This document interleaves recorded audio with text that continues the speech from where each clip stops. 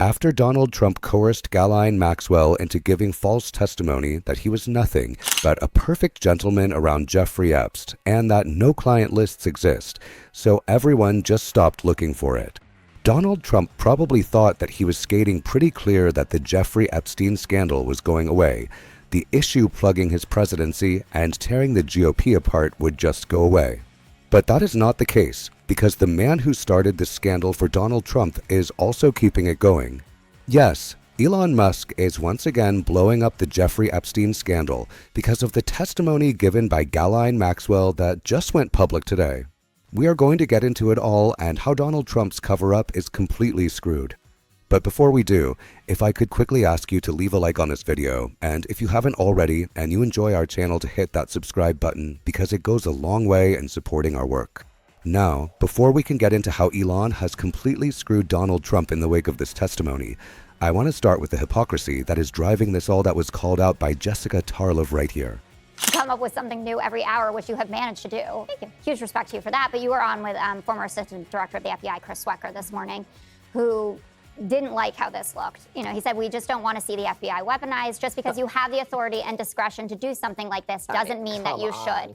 And when people say that under the Biden administration that the DOJ was weaponized, let me remind you that there is nobody the Democrats dislike more than Merrick Garland, because he slow-rolled everything. I mean, Jack Smith wasn't appointed for years after January 6th. And people feel that every single case that we had, the strongest of which was Mar-a-Lago, by the way, fell apart because Merrick Garland actually didn't do anything. You didn't weaponize it soon enough? Is that what you're saying? No, I'm saying that we didn't have a weaponized DOJ, and the proof of that and the proof is further that J.D. Vance is sitting down with Kristen Welker for Meet the Press, and listen to how he's talking. This is not an independent DOJ.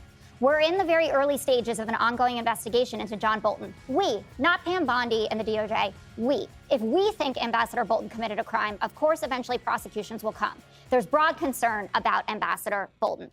We know that Donald Trump has no respect for co-equal branches of government and independent judiciary. He just wants loyal foot soldiers. That appears to be what he has gotten. Well, for years in Washington. They say the cover-up is worse than the crime, but considering we don't know how many crimes Donald Trump committed with Jeffrey Epstein, it's difficult to tell if that still stands with this particular scandal.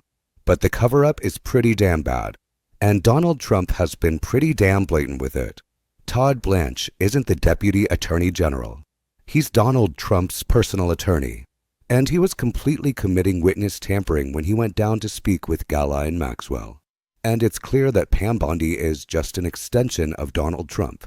The cover-up has been weaponization of our government on behalf of the rich, wealthy, well-off, connected elites, especially Donald Trump, since the beginning.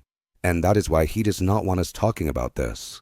And that is why he is so furious with Elon, as we could see right here. Before we can get into how Elon blew this all up, pretty good idea. Your Justice Department is also sending some of the Epstein files over to the House Oversight Committee today. Are you in support of them releasing all of them? I'm in support of keeping it open. If they innocent people shouldn't be hurt, but I'm in support of keeping it totally open. I couldn't care less. You got a lot of people that it could be mentioned in those files that don't deserve to be. You know, people, because he knew everybody in Palm Beach. I don't know anything about that, but I have said to Pam and everybody else, give them everything you can give them, because it's a Democrat hoax. It's just a hoax. The whole Epstein thing is a Democrat hoax. So we had the greatest 6 months, 7 months in the history of the presidency, and the Democrats don't know what to do, so they keep bringing up that stuff. But it affected them. Bill Clinton was on his plane and went to the island supposedly 28 times. I don't want to bring that up, frankly. You have Larry, whatever his name is, Summers, the head of Harvard, who was Jeffrey Epstein's best friend. Nobody ever talks about that. I mean, it's a Democratic hoax. Donald Trump says you shouldn't even talk about it. You shouldn't even think about it. It's not even real. They're lying to you. The list doesn't even exist. I know Pam Bondi said that the list exists. I know that Kash Patel did. I know that Trump did. I know that Vance did. But of course, Trump wants you to believe that's not the case. And he got Ghislaine Maxwell to say that. That is what Donald Trump wanted out of all of this, to try to shut it down, for Maxwell to say, there is no list. Stop paying attention. But that just doesn't seem right. And surprisingly, the person who made the best argument against the case Trump is trying to make is Elon Musk. When a Twitter account by the name of Disclosure TV wrote, just in US DOJ and FBI joint Epstein memo, there was no credible evidence found that Epstein blackmailed prominent individuals as part of his actions, Musk wrote. So, then what is Ghislaine Maxwell in prison for? Stuff like this does not improve people's faith in government. Elon Musk also posted this meme, writing, "We will release the Epstein list. We need more time. The Epstein list is on my desk. There is no Epstein list. I hate to give him credit, so I'm not going to. But I will just say Elon is making this central point that completely screws over Donald Trump's cover-up with Ghislaine Maxwell. If Donald Trump needs Ghislaine Maxwell to give him testimony that he was not doing anything nefarious with Jeffrey Epstein, and she can do that because she was so close to Epstein, but her closeness to Epstein was because of the criminal involvement she had in that enterprise. There must be a larger operation going on. That's what she's in prison for. So you can't tell us that there are no further documents, there are no further connections. If you want as a MAGA broken brain individual to say that Donald Trump isn't a part of it, sure. But you can't deny the fact that more was going on there. And of course Donald Trump was a part of it. Of course he was. And so Elon is getting at the central issue that Donald Trump and Ghislaine Maxwell cannot cover up that there is a list, that there are connections, that there were clients, and that they committed crimes. Or else again, why is Ghislaine Maxwell in prison? And why is she talking to Todd Blanche? What does she have to gain besides a pardon for her crimes? It is Elon who made that clear, and Donald Trump has not resolved that. And do you know who had to look at that list? Elon Musk did.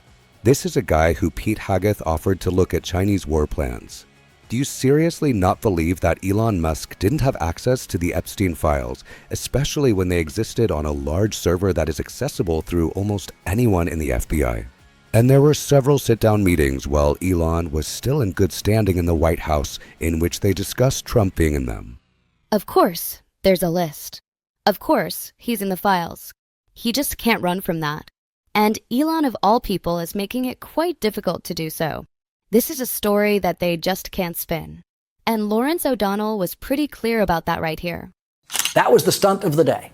That was today's attempt to distract from the Epstein files and how many times and in what ways Donald Trump's name appears in the Epstein files. Donald Trump's attorney general promised to release the Epstein files before she went to the White House to tell Donald Trump how many times his name appears in the Epstein files and in what ways his name appears in the Epstein files. And then suddenly the attorney general and the Trump FBI director changed their minds about releasing the Epstein files. Last night on this program, Congressman Robert Garcia made news by revealing that in the secret testimony Monday to the House Oversight Committee, former Trump Attorney General William Barr said it is fully within the power of the current Attorney General to release every word of the Epstein files. He indicated that the current Attorney General, Pam Bondi, has it within her power to release those files right now. And so we're once again saying she should release the entire files. And this idea that she's going to roll out some of it on Friday and then continue this kind of planned stage rollout is not acceptable. And today, a federal judge pointed to the Epstein files when the judge rejected the Trump Justice Department request to release the grand jury transcripts in the investigation of Jeffrey Epstein. The judge made it clear that the grand jury transcripts do not include any witnesses other than an FBI agent who summarized the information that they had obtained from witnesses and documents in their investigation of the case. That was enough to get an indictment of Jeffrey Epstein for his sex trafficking and raping children.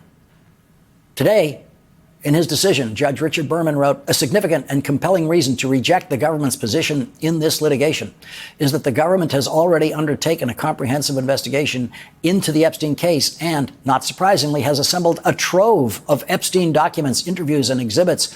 And the government committed that it would share its Epstein investigation materials with the public. The government's 100,000 pages of Epstein files and materials dwarf the 70-odd pages of Epstein grand jury materials. The government is the logical party to make comprehensive disclosure to the public of the Epstein files. By comparison, the grand jury motion appears to be a diversion from the breadth and scope of the Epstein files in the government's possession. And so there is a federal judge saying in writing today that the legal maneuver that Donald Trump personally announced on social media of asking for the release of the grand jury testimony was nothing but, in the judge's words, a diversion from the breadth and scope of the Epstein files. That's what we said it was on this program the night Donald Trump said that they should release the grand jury transcripts. We said that was just a Trump diversion. Tonight, a federal judge has found that Donald Trump and his attorney general were just playing their diversion game by asking for the grand jury transcripts. That is exactly how we labeled that request for the grand jury transcripts that very night when Donald Trump announced it. The judge wrote, in February 2025, the government, as noted, was prepared to release their Epstein files to the public. But then, on July 6, 2025, the government announced it would not make the files available to the public. The information contained in the Epstein grand jury transcripts pales in comparison to the Epstein investigation information and materials in the hands of the Department of Justice. The judge wrote about something that Donald Trump and the Attorney General obviously care nothing about, because the Justice Department made no effort to even consult with Jeffrey Epstein's victims before requesting the release of the grand jury transcripts. And it is required by law that they consult with those victims before asking to release the grand jury transcripts. And Donald Trump's Justice Department did not do that. The judge wrote, there is another compelling reason not to unseal the Epstein grand jury materials at this time, namely possible threats to victims' safety and privacy. The court received a very compelling letter dated August 5th, 2025, from 3 leading victims' rights attorneys who have stated any disclosure of grand jury material, especially material that could expose or help identify victims in any way, directly affects the fairness, privacy, conferral, and protection guarantees. We cannot and will not let up on this story. I promise you I'm going to be talking about it every single day. And if you want to support that, as always, you can hit that subscribe button, leave a like on this video, and if you stuck around to the end, drop a blue heart in the comments. And until next time, I'll see you.